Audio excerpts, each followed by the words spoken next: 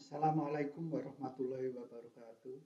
Alhamdulillahirabbil alamin. Adik-adik sekalian, selamat datang di program studi bisnis digital Politeknik Krakatau. Adik-adik, barangkali banyak yang bertanya tentang program studi ini karena memang program studi ini relatif baru di Indonesia dan alhamdulillah Politeknik Krakatau sejak tahun ajaran ini sudah diperkenankan untuk membuka program studi ini. Jadi pada saat ini program studi ini memang lagi trendy karena memang ada gejala apa namanya? Ada gejala revolusi industri, revolusi teknologi informasi, revolusi informatika, revolusi dunia kreatif yang menghantarkan kita pada dunia yang berbasis pada dunia digital. Baik, kenapa program situ harus ada dan mengapa Politeknik Krakatau ingin atau membuka jurusan ini? Baik, kita mulai bincang-bincang santai di acara ini. Pertanyaannya adalah, ada apa dengan bisnis digital? Ada apa dengan bisnis digital? Ada apa dengan bisnis digital? Baik, sebetulnya tidak asing sih di kita, tapi kita barangkali tidak sadar. Coba lihat slide berikutnya. Nah, adik-adik pasti kenal namanya Google. Hampir tiap hari bangun tidur, kemudian apalagi kalau waktu sekolah SMA atau sekolah SMK atau madrasah dulu, rasanya tidak ada dunia tanpa Google. Coba kalau kita sekarang butuh informasi apapun, kita selalu mengandalkan mesin pencari Google ini. Nah, bahkan kalau dulu zaman orang-orang setua saya ini wisuda, belakangnya digambari dengan gambar apa namanya, rak buku yang tebel-tebel gitu ya. Meskipun itu barangkali cuma foto doang. Sekarang harusnya sudah tidak begitu. Di belakang harusnya tulisannya bukan bukan rak buku, tetapi gambarnya adalah Google. Karena kita hidup dari Google. Nah, ternyata memang Google pertama kali besar menjadi mesin pencari informasi atau searching engine. Tetapi Google berkembang pesat luar biasa, sehingga kalau adik-adik punya alamat Gmail gitu misalkan, itu juga Google juga. Nah, adik-adik pasti bisa melihat di sebelah kanan itu ada menu yang cukup banyak. Ada adik-adik bisa melihat akun ini, coba saya lihat, saya tunjukkan yang milik saya. Barangkali adik-adik juga bisa lihat akunnya adik-adik.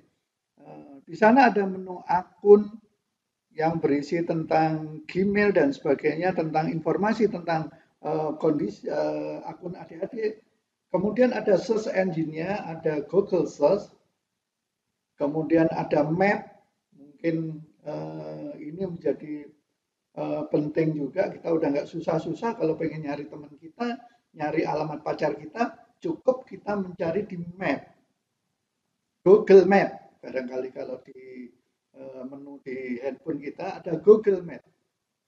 Kemudian berkembang juga di Google ini ada layanan untuk YouTube. Sebetulnya YouTube tidak dikembangkan sama Google sih, cuma dia membeli lisensi YouTube untuk dia kembangkan menjadi luar biasa. Sekarang juga hidup kita juga sangat tergantung sama YouTube. Apakah adik-adik mencari informasi, bahkan pembelajaran di sekolah-sekolah saat online, rasanya tidak bisa lepas dari dunia YouTube. Karena hampir semua informasi selain Google Search, kita bisa lihat dari YouTube. Karena kita males membaca, di situ udah langsung diceritakan masalah matematika, fisika, dan sebagainya, dan sebagainya. Kemudian tentu ada Gmail yang biasa juga dikembangkan sama adik-adik yang barangkali adik punya punya akun di Gmail yang berisi macam-macam. Ada kontak, kontak itu daftar apa namanya referensi nama-nama teman adik-adik, nomor teleponnya, alamat emailnya dan sebagainya. Itu ada di kontak.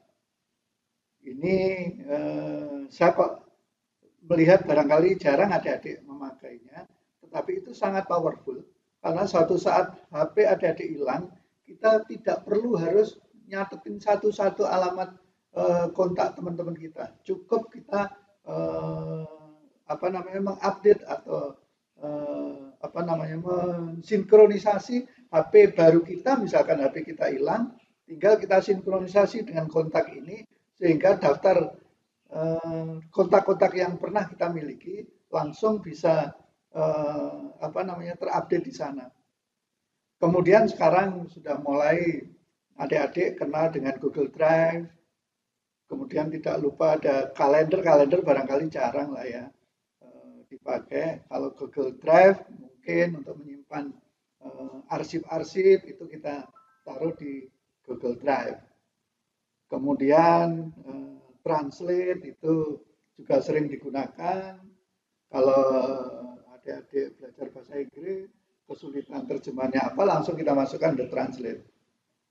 Ada lagi foto, ada menu foto, ini juga powerful untuk menyimpan foto-foto, yang mana di sana di menu foto ini terekam juga tanggal foto dibuat, kemudian berapa resolusinya, berada di tempat mana, sehingga adik-adik bisa melacak perjalanan adik-adik mulai dari maksud saya ada foto itu pada saat perjalanan di mana, kapan dan sebagainya bisa dilihat sana. Kemudian ada yang bawah mungkin agak kecil ya, itu ada Google Meet yang mungkin ini menjadi sangat sangat cepat pertumbuhannya ketika kita dalam zaman pandemi ini. Selanjutnya, kalau kita turunkan ke bawah, itu ada namanya Google Dokumen, Hangout, dan sebagainya. Mungkin yang sering kita pakai pada zaman pandemi ini adalah ada menu Google Classroom. Mungkin guru-guru adik-adik dulu biasa dengan Google Classroom. Jadi bisa pakai menu ini. Nah, itu beberapa. Sebelah kiri ada, tak tunjukkan juga ada Google Formulir. Barangkali adik-adik kalau mengumpulkan tugas itu bisa memakai Google Formulir. Jadi ada soal dan jawaban di sana dan sebagainya. Tentu adik-adik lebih menguasai daripada aku yang sudah barangkali jarang melakukan itu. Tapi dalam perkuliahan biasanya kita sudah memakai fungsi-fungsi itu. Nah, itu beberapa pengenalan dari Google. Sekarang ini Google mentransformasikan atau menawarkan pada kita semuanya untuk memakai platform Google Workspace. Apa Google Workspace? Jadi semua dokumen, semua gambar dan sebagainya ditaruh di Google Workspace sehingga kita menjadi lebih simpel. Komputer menjadi nomor 2. Kalau dulu komputer, kalau nggak ada komputer, nggak ada gadget, kita repot. Sekarang semuanya ditaruh di Google Workspace.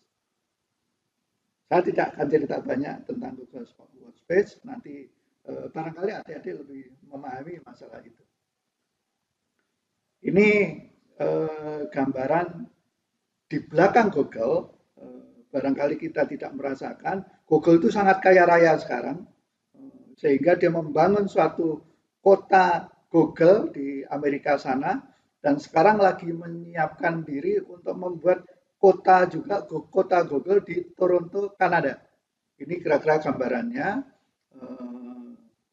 Luar biasa, karyawannya sangat nyaman di Google, dipaksa untuk bekerja di dunia kreatif.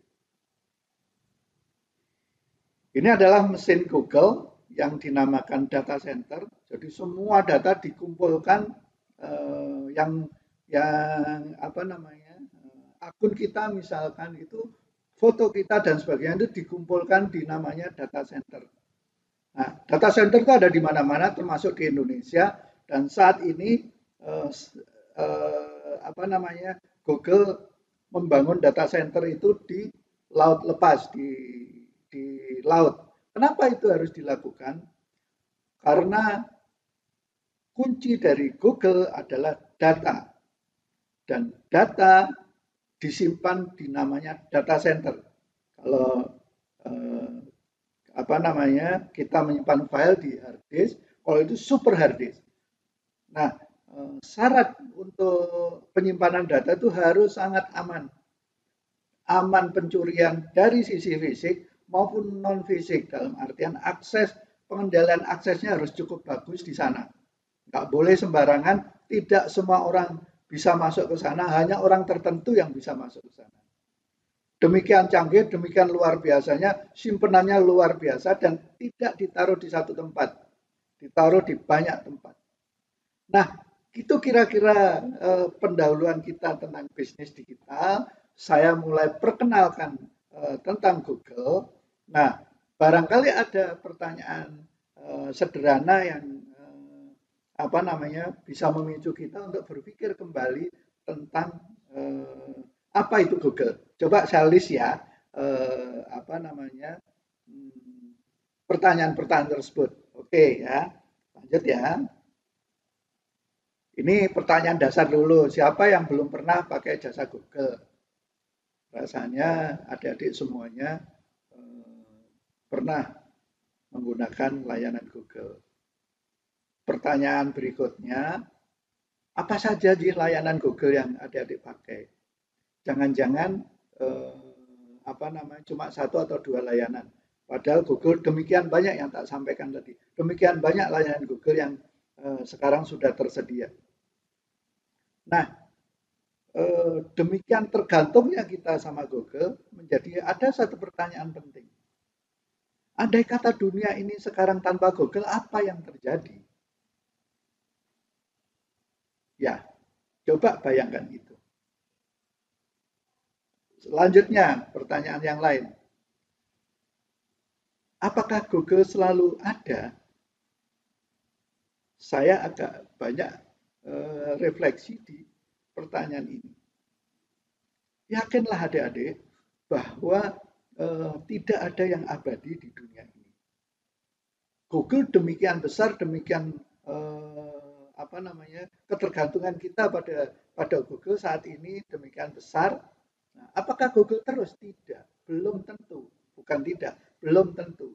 Google harus selalu berinovasi, mengembangkan diri, melakukan improvement di sana sini sehingga Google harus tetap bertahan. Karena duit Google sudah demikian banyak, investasi sudah demikian banyak, sehingga kalau tidak berlanjut maka duit akan hilang. Oleh karena manajemen Google akan selalu mengembangkan diri. Menjawab juga pertanyaan kedua, mengapa Google selalu berkembang? Karena dia pengen terus mendominasi dunia digital ini. Siapa yang terlibat di Google? Ya, tentu karyawan Google yang bisa masuk ke sana. Tetapi tidak sekedar karyawan Google saja yang di sana, kita bisa berperan sebagai mitra Google, sebagai pengguna Google di level yang lebih advance, lebih berdaya guna. Kita biasa apa namanya bekerja dengan cara atau bermimpi kita menjadi karyawan perusahaan yang masuk jam 8 sampai jam 5 misalkan.